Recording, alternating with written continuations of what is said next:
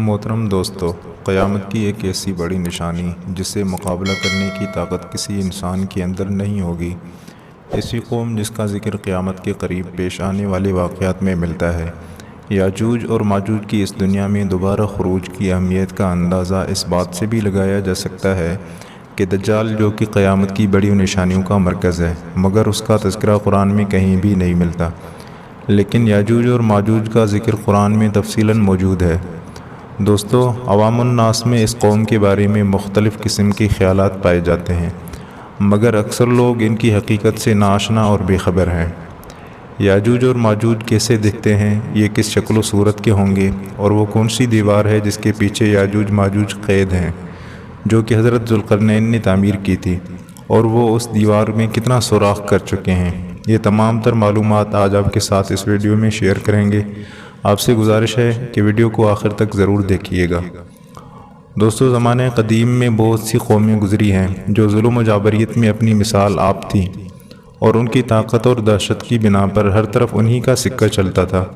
ایسے ہی ایک قوم یاجوج اور ماجوج کی بھی تھی، ظلم و جابریت کی داستان رقم کرتی۔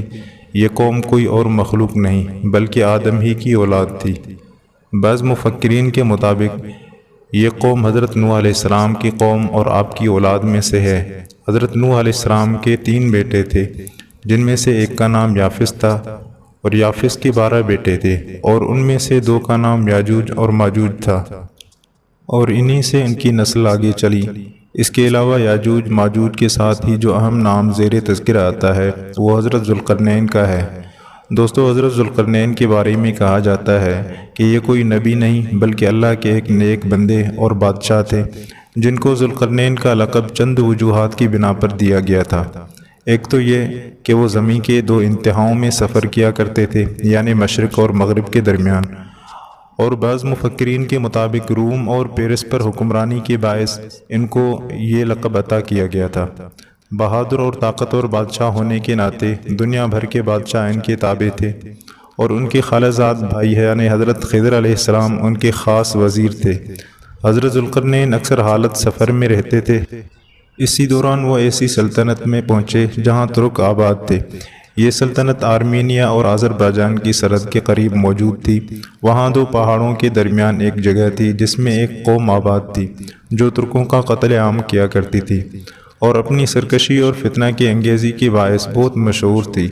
یہ قوم ہر طرح کی برائیوں کا مجموعہ تھی، اور انتہائی طاقتور قوم تھی جس سے مقابلہ کسی کے بس کی بات نہیں تھی۔ اس کا ذکر قرآن کریم کی سورہ کہف میں یاجوج اور ماجوج اور حضرت ذوالقرنین کی حالات بیان کرتے ہوئے فرمایا گیا کہ جب وہ اپنی شمالی مہم کے دوران پہاڑوں کے درمیان پہنچا تو وہاں اسے ایسی قوم ملی جس کی زبان ناقابل فہم تھی۔ جب ترجمان کے ذریعے گفتگو ہوئی تو انہوں نے عرض کیا کہ یاجوج اور ماجوج اس ملک کے بڑے فسادی ہیں، کیا ہم آپ کے لیے خرچ کا انتظام کریں، اس شرط پر کہ آپ ہمارے اور ان کے درمیان ایک دیوار کھڑی کر دیں۔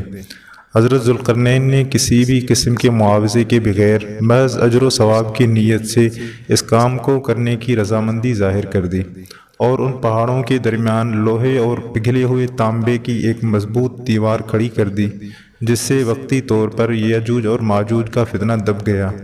اور جب یہ دیوار تعمیر ہو گئی تو حضرت ذوالقرنین نے اللہ کا شکر ادا کیا، اور ساتھ ہی لوگوں کو یہ بھی بتا دیا کہ اگرچہ یہ دیوار بہت ہی مضبوط ہے مگر یہ ہمیشہ کے لیے نہیں، جب اس رب کا حکم قریب آئے گا تو یہ دیوار کھل جائے گی۔ صحیح بخاری شریف کی ایک حدیث میں نبی اکرم صلی اللہ علیہ وسلم نے اس دیوار میں تھوڑے سے سوراخ کو فتنہ کے قریب ہونے سے تعبیر فرمایا تھا۔ ایک اور حدیث میں آتا ہے کہ یاجوج اور ماجوج ہر روز اس دیوار کو توڑتے ہیں اور کل کے لیے چھوڑ دیتے ہیں، پھر جب اللہ کی مشیت ان کے خروج کی ہوگی تو پھر وہ کہیں گے کہ کل انشاءاللہ ہم اس دیوار کو توڑ دیں گے، اور پھر وہ دوسرے دن اس دیوار سے نکلنے میں کامیاب بھی ہو جائیں گے۔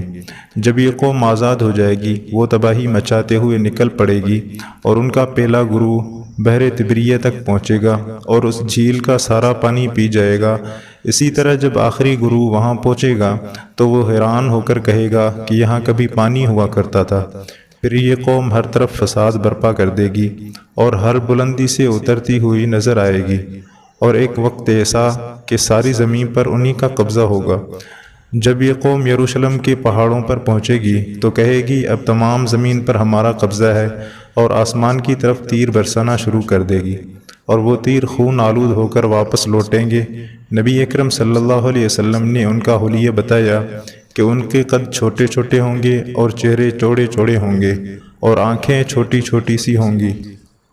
حضرت عیسیٰ علیہ السلام کو اللہ رب العزت حکم فرمائیں گے کہ وہ مسلمانوں کو کوہ طور پر جمع کر لیں، کیونکہ یاجوج اور ماجوج کا مقابلہ کسی کے بس میں نہ ہوگا۔ حضرت عیسیٰ علیہ السلام اور ان کے ساتھی اس وقت ایسی جگہ کھڑے ہوں گے جہاں غذا کی سخت قلت ہوگی۔ پھر لوگوں کی درخواست پر حضرت عیسیٰ علیہ السلام اللہ سے دعا فرمائیں گے، بس اللہ تعالیٰ ان کی گردنوں اور کانوں میں کیڑے پیدا فرمائے گا، اور وہ سب ان سے ہلاک ہو جائیں گے، اور یہ عالم ہوگا کہ ہر طرف ان کی لاشیں بکھری پڑی ہوں گی۔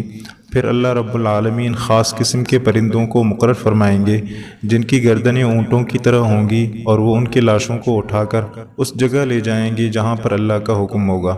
پھر تیز بارش چلے گی جو ساری زمین کو صاف اور پاکیزہ بنا دے گی، اور ہر طرف ہریالی اور خوشحالی ہوگی، اور اس طرح یاجوج ماجوج کا اس دنیا سے خاتمہ ہو جائے گا۔ ناظرین، آج کی ویڈیو میں بس اتنا ہی۔ ویڈیو آپ کو کیسی لگی کمنٹ سیکشن میں اپنی قیمتی رائے کا اظہار ضرور کیجیے گا، اور ویڈیو اچھی لگے تو لائک کریں، اور مزید اس طرح کی انفارمیٹیو ویڈیوز کے لیے اس چینل کو ضرور سبسکرائب کریں۔ اب میں ملوں گا آپ سے ایک نیو ویڈیو میں، تب تک کے لیے اپنا بہت سا خیال رکھیے گا۔ Thanks for watching this video. اللہ حافظ۔